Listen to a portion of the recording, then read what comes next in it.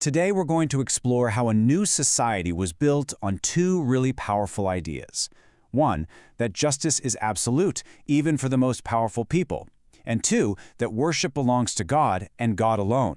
But here's the thing, this story doesn't start with a big victory. It starts with a terrible mistake. So let's get into it. It's a huge question, isn't it? For the Prophet Muhammad, peace and blessings be upon him, the answer wasn't really about conquering land. No, it was about rebuilding an entire society from the ground up. One principle, one action, one person at a time. This is the story of how that foundation was really laid. So our story kicks off not with a perfect, clean victory, but with a really bad mistake. It's one of those moments that puts the principles of this brand new community to the ultimate test, and it shows just how non-negotiable justice was. All right, so picture this. It's the year 8 after the Hijrah. The Prophet sends out a group of 350 men to a tribe called Banu Jadheemah. Now, their mission was super clear. Invite them to Islam. It was not to fight. And the man in charge? The legendary general Khaalid ibn Al-Waleed. And this is where a tragic misunderstanding happens. The tribe sees the army, they lay down their weapons.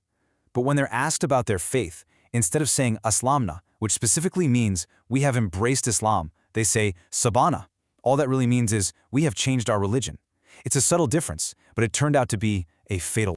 So Khaalid, maybe because of some old pre-Islamic history between them, or maybe he just thought their answer wasn't sincere, makes a terrible call. He orders some of the captured men to be executed, and right away his own soldiers are split.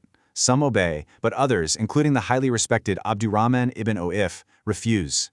They knew a terrible injustice was happening right in front of them. When the news gets back to the Prophet Medina, his reaction is immediate, it's public, and it is full of emotion. He raises his hands to the sky and he declares twice that he is completely innocent in this act. He wasn't trying to defend his top commander, he was defending the principle of justice itself.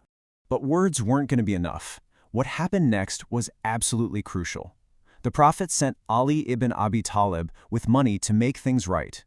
Ali paid blood money for every single person killed, and he compensated them for all their property that was destroyed. He even gave them extra funds just to help ease their grief. This sent a powerful message. In this new society, no one, not even a celebrated war hero like Khaalid, was above the law. Accountability was absolute. Now later on, a pretty heated argument breaks out between Khaalid and Abdurrahman ibn Auf over the whole thing. But the Prophet steps in again, and he's not there to take sides. He's there to teach another vital lesson. He reminds them of the incredible sacrifices and status of the earliest believers, really stressing the need for respect and unity even when you disagree fiercely. Justice has to be done for sure, but the bonds of the community also have to be protected. Okay, so that establishes the first pillar, justice between people. The second pillar that was being built was all about justice in worship. We're talking about Tawheed, the idea of purifying worship for the one true God. And that meant getting rid of the physical symbols of polytheism, starting with the most famous, most revered idol in all of Arabia, Uzzah. And guess who gets sent to destroy Uzzah? The same commander, Khaalid. So he goes, smashes the structure, and comes back thinking, job done.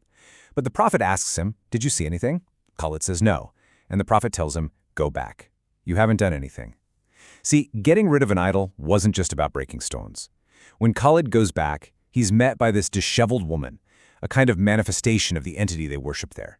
He strikes her down, and only then did the Prophet confirm, yes, that was Uzzah. And the purification didn't stop there. Next up was the idol Manaat, which was down on the shores of the Red Sea. And destroying this one wasn't just about toppling another statue.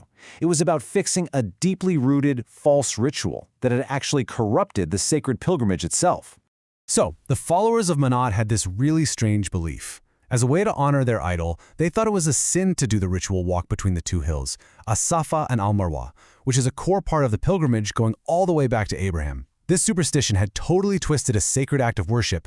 So how do you fix a belief that's been around for generations? Well, with divine clarity. This verse was revealed, and it tackled the superstition head-on. It declared that As-Safa and Al-Marwa were honored symbols of Allah. It didn't just make the ritual okay, it restored its true sacred meaning. The last campaign we're going to look at was against an idol named Suwaa. Now, what makes this one so important is just how incredibly old it was. This wasn't just about cleansing some local idol. This was about breaking a chain of idolatry that stretched back thousands of years. This verse from the Quran connects us all the way back to the time of the prophet Noah. Suwaa was one of the exact same idols his people worshipped. The fact that it was still around in Arabia just shows you how deep the roots of polytheism really went. Destroying it was like addressing a problem that had been festering for millennia. Amr ibn Al Aas was the one sent to destroy it. When he showed up, the idol's custodian basically challenged him, totally confident that his god would protect itself. Amr just asked him simply, "Does it hear, or can it see?" And then he smashed the idol into pieces. Inside, he found nothing, just rubble. In that moment, watching the idol he dedicated his life to prove utterly powerless, the custodian's whole world just collapsed. He turned to Amr and said, "I submit to Allah." So when you put it all together, you can really see these two pillars of a new society being built in real time. First, you have this radical commitment to justice, where accountability trumps status every time. And second, you have Tawheed, the purification of worship, freeing people from superstition and pointing all devotion to God alone. So by dealing with a commander's mistake with total fairness and by systematically taking down these ancient idols, the prophet laid a completely new foundation. This wasn't about changing borders or rulers, it was about changing the very idea of what was right, what was just, and what was truly worthy of worship. Which leaves us with a question, doesn't it? How did these two pillars, justice and pure belief, continue to shape societies today?